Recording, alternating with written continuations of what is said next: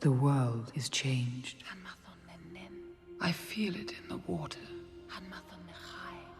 I feel it in the earth.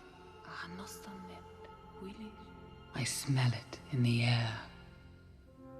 Much that once was is lost, for none now live who remember it.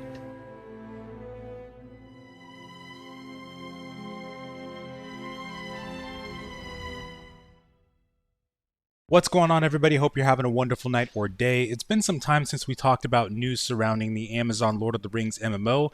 There's not really been a whole lot going on, but there has been some stuff behind the scenes that I've been wanting to talk about for the past 2 months, really. So better late than never, let's go ahead and dive in.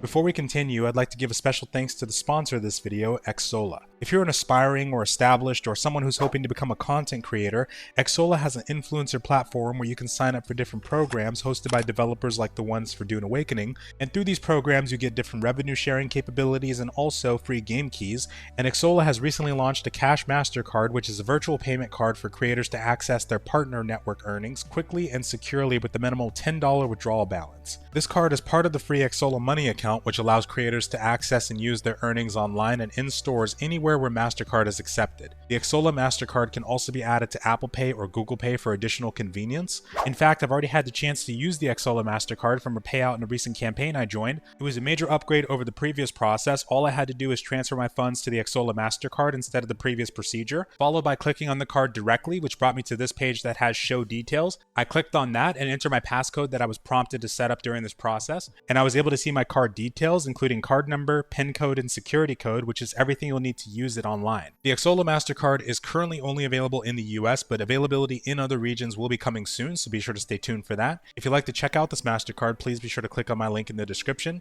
Thanks again to Xsolla for sponsoring this video, and now back to it.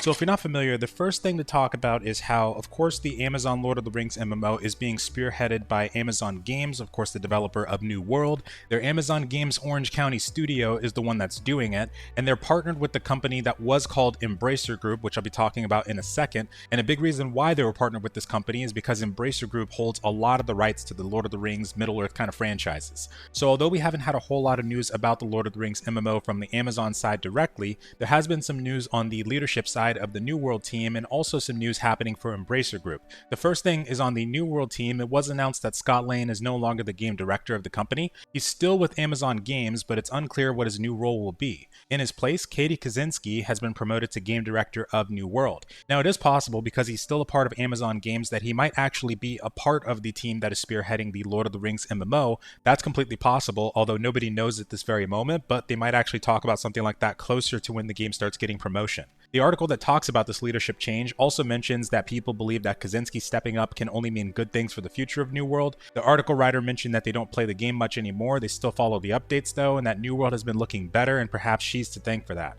Me personally, I haven't been able to really enjoy or play New World in a long time. I'm an old head when it comes to the game, and I wasn't really able to ever come back to it fully after I burnt out originally, but I do still hope for its success, because that can hopefully bring us closer to getting the Amazon Lord of the Rings MMO. Now when it comes to the Embracer Group, which is a company I've been watching very closely when it comes to their quarterly investor meetings, in one of the latest ones about 2 months ago, they announced that the Embracer Group has been renamed to Fellowship Entertainment after the final dissolution of the previous corporate structure. If you guys aren't familiar with the backstory, years ago Embracer Group had purchased a bunch of different IPs, companies, and they had a lot of employees under their belt. It seemed that overall things didn't work out. They had to do a lot of layoffs, and that's actually kind of understating it, to be honest. It was a big thing in the industry, but since then they've been in the process of separating their company into multiple parts, and the name transition is also a part of this. In one of my previous videos, I also talked about how Coffee Stain and THQ Nordic were also a part of this company. Coffee Stain, if I understand this news correctly, is now going to be a separate entity from the Embracer Group. But this rebrand of the Embracer Group to Fellowship Entertainment is going to employ about 6,000 people across more than 30 different countries. This group, which of course is again partnered with Amazon Games,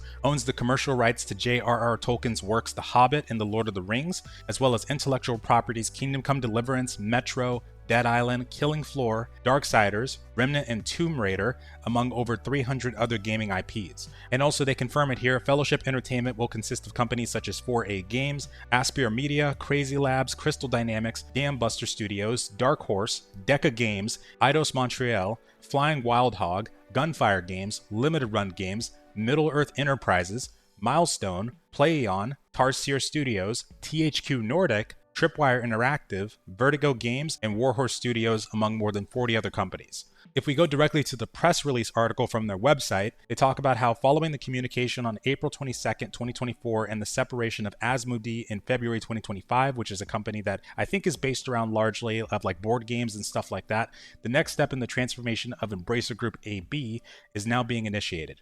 Embracer today announces its intention to spin off Coffee Stain Group, previous working name Coffee Stain and Friends, into a standalone group of community-driven game developers and publishers by the end of the calendar year 2025. The shares in Coffee Stain Group will be distributed to the shareholders of Embracer, and one important detail that they talked about in their last quarterly meeting is that in the next 2 financial years they have 9 titles scheduled for release, 9 AAA titles I believe, but they also mentioned that this is aside from everything else they have, including Middle-earth is what they say, and other titles that could potentially ship in that time period. So we might see some information for the Lord of the Rings MMO within that time. From what I recall, the first time we saw some big promotional news after the original New World Alpha ended was around December 2018 at the Game Awards when they showed off their first big trailer. So I'm kind of hoping that either this year or next year we might actually see a cinematic trailer for Amazon's Lord of the Rings MMO at the Game Awards.